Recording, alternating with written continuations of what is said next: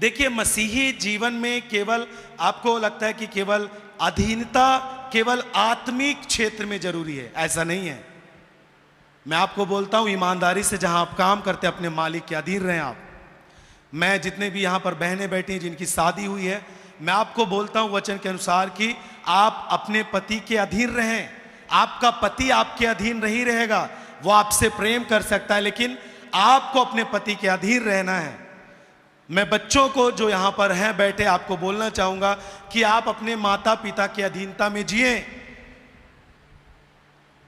जितने भी यहां पर चर्च के, जिस भी चर्च के लोग यहां पर बैठे हैं, मैं आपको बोलना चाहूंगा कि आप अपने आत्मिक पिता, अपने स्पिरिचुअल जो भी आपके आत्मिक पिता हैं, जो आपके पास्टर हैं, आप उनके अधीन रहना सीखें।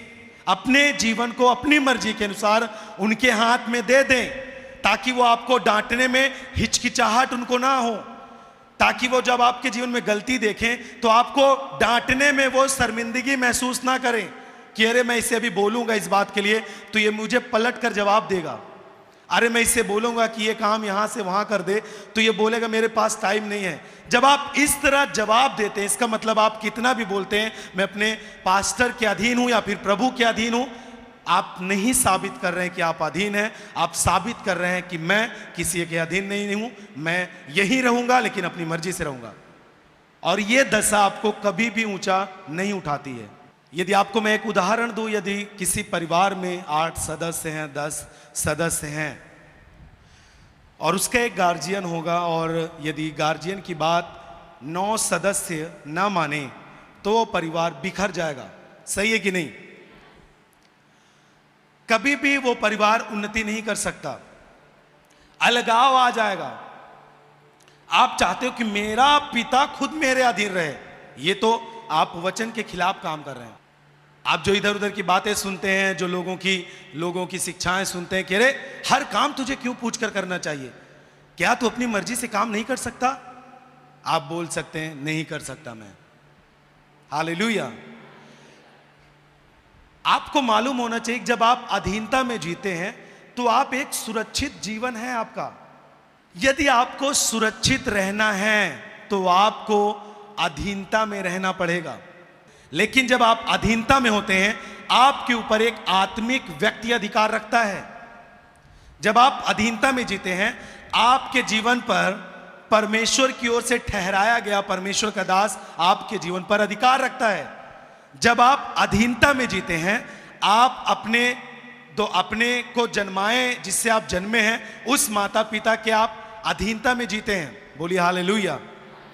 जब आप किसी के अधीन रहकर जी रहे हैं, आपका आत्मिक जीवन, आपका भौतिक जीवन दोनों सुरक्षित हैं, दोनों को कवर करता है प्रभु।